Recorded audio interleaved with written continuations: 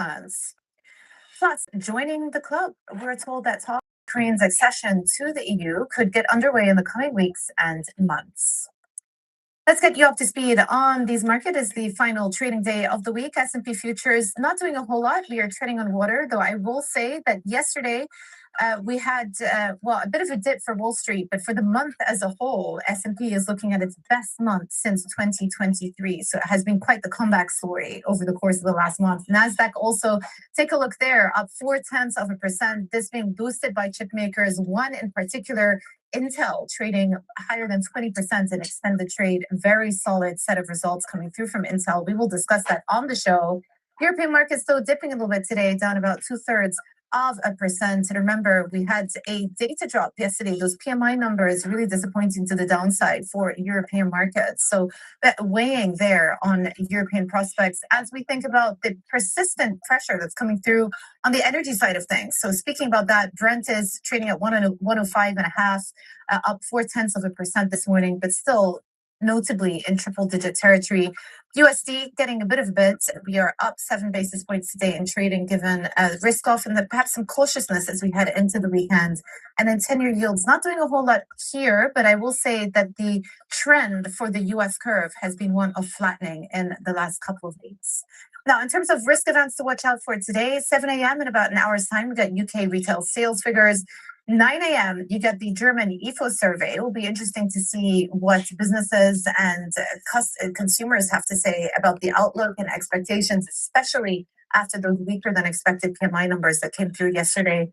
And then in the U.S., we've got University of Michigan sentiment, and there equally we're watching out for how U.S. consumers are feeling about the state of the economy with the backdrop of higher energy prices. So that is at 3 p.m. UK time. And with that, let's get the show started.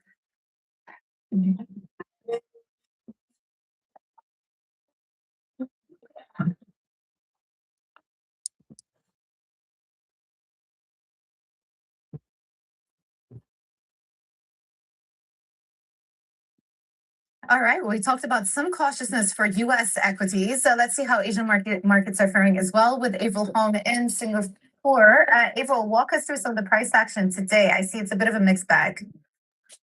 It is very mixed. There is clear divergence. On the region's benchmark, you're actually seeing more losers than winners, but the benchmark itself is in the green because it's helped by a handful of stocks. The AI trade there is loud and clear. You're seeing the TAIEX.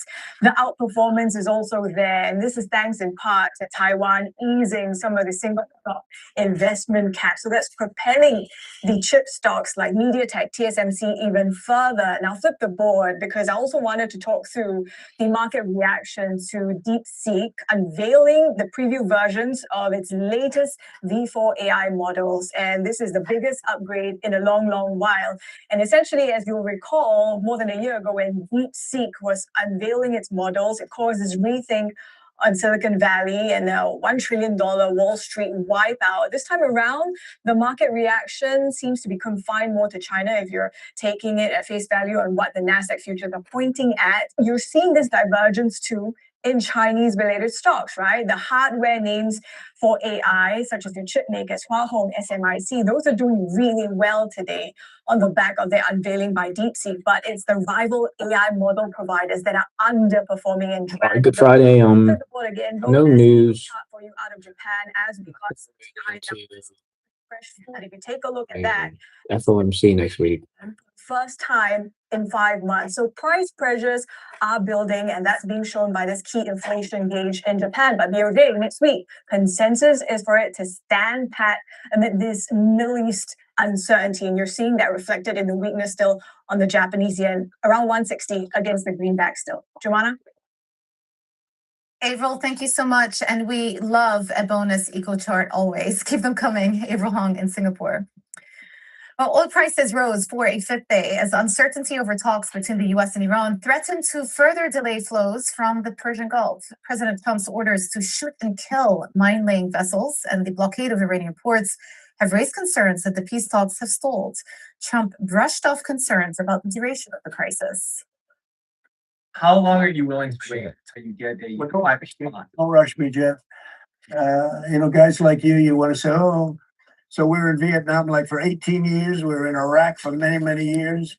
we're in for I don't like to say World War II because that was a biggie, but we were 4.5, almost 5 years in World War II. We were in the Korean War for 7 years. I've been doing this for 6 weeks. Stuart Livingstone-Wallace, our head of Middle East and North Africa, joins us now. Well, we're just listening to some comments there from President Trump, suggesting that we could be in the early innings of this war, if you go by U.S. history. But that aside, I would say, one of the main questions that people are asking is where we go from here, and is there a chance of some form of a diplomatic breakthrough in coming days? Do you think? I think there's a chance for sure. I think the previous signs of a breakthrough sort of came out of nowhere.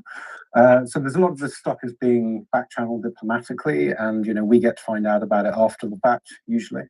We shouldn't give up hope. However, having said that, the context here is that in effect there's been some sort of hostility between the US and Iran since 1979. This has been going on a long while. We saw, it turned kinetic last year. It's turned kinetic again this year. Yeah. What that breakthrough might be is really hard to tell. In effect, they seem to be in a war of attrition right now in Hormuz, with both sides taking each other's tankers and other ships, threatening each other.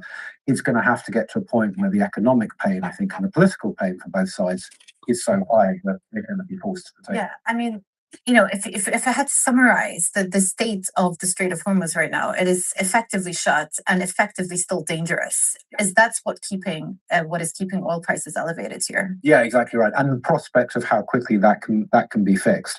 But not just that, also looking at the damage that there's been to infrastructure around the region and how quickly that can come back. So it's not just oil, as you know, it's natural gas, it's petchems, it's everything.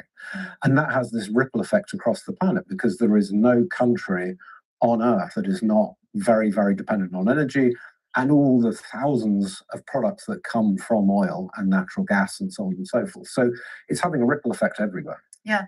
At the same time, and this is a parallel track because the US have tried to really make it be a parallel track. Lebanon, Israel, second round of discussions at ambassadorial level yesterday in DC, and as actually, President Trump spent the time with both of the representatives of Lebanon and Israel, we got an extension of the ceasefire. Where do we go from here?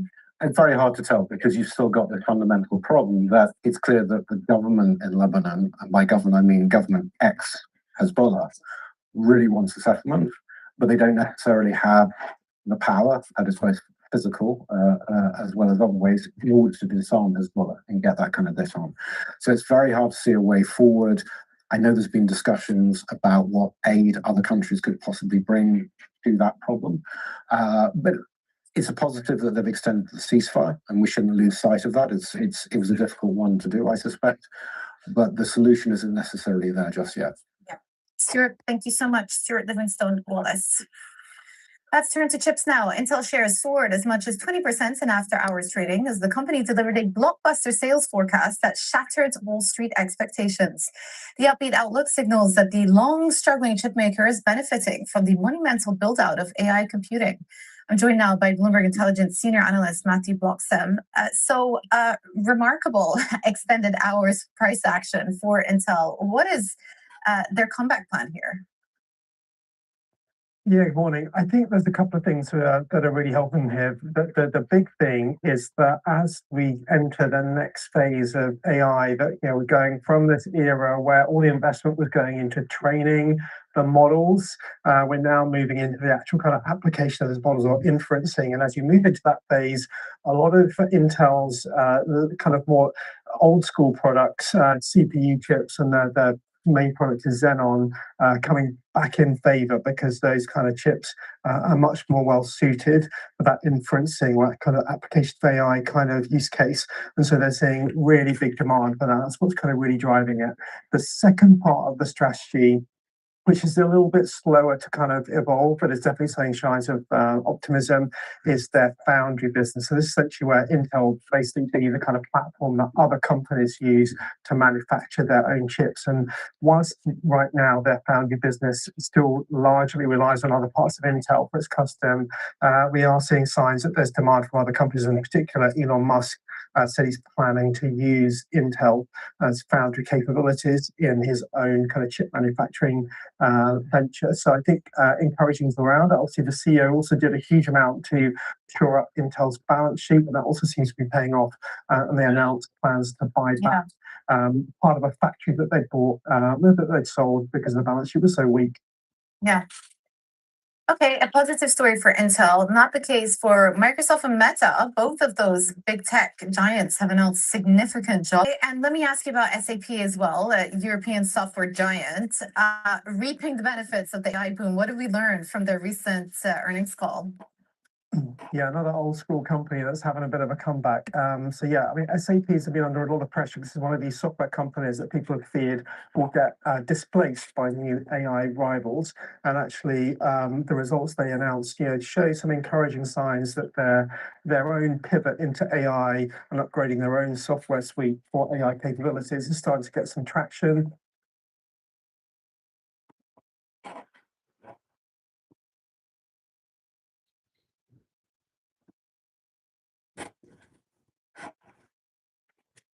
They talked about 25% year-on-year growth in their order book, which is in line with market expectations. I think people were worried that perhaps that would be continuing to shrink, and some positive signaling from the CEO that companies are starting to buy their AI upgraded suite of software, and that's important because they'll need that to defend from competition.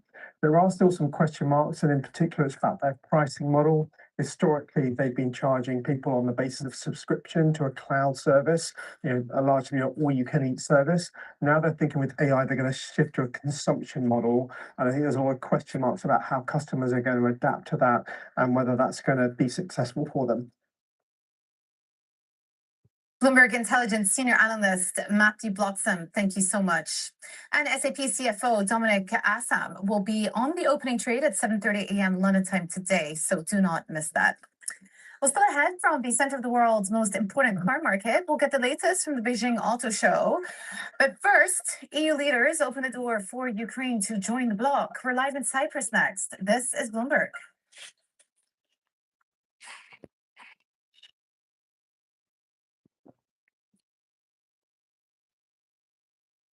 With Ashley's flexible financing, rooms start at just $50 per month. Furnish one room or your whole home with hundreds of options to choose from. Affordable luxury is within reach. Start creating the space you always wanted, only at Ashley.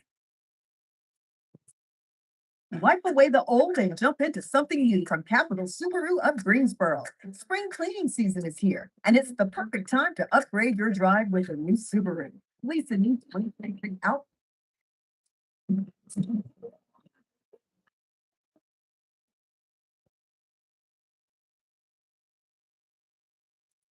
Welcome back to Bloomberg Daybreak Europe.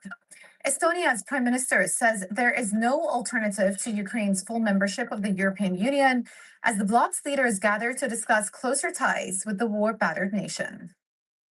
Our position is that we support Ukraine in European Union because, to be honest, there's no other way. Ukraine belongs to Europe, and Europe is stronger with Ukraine. Bloomberg understands that EU leaders have signaled that preliminary conditions are in place for Ukraine to begin the first stage of the membership process. Our chief Europe correspondent, Oliver Crook, is in location in Nicosia. So talk to us.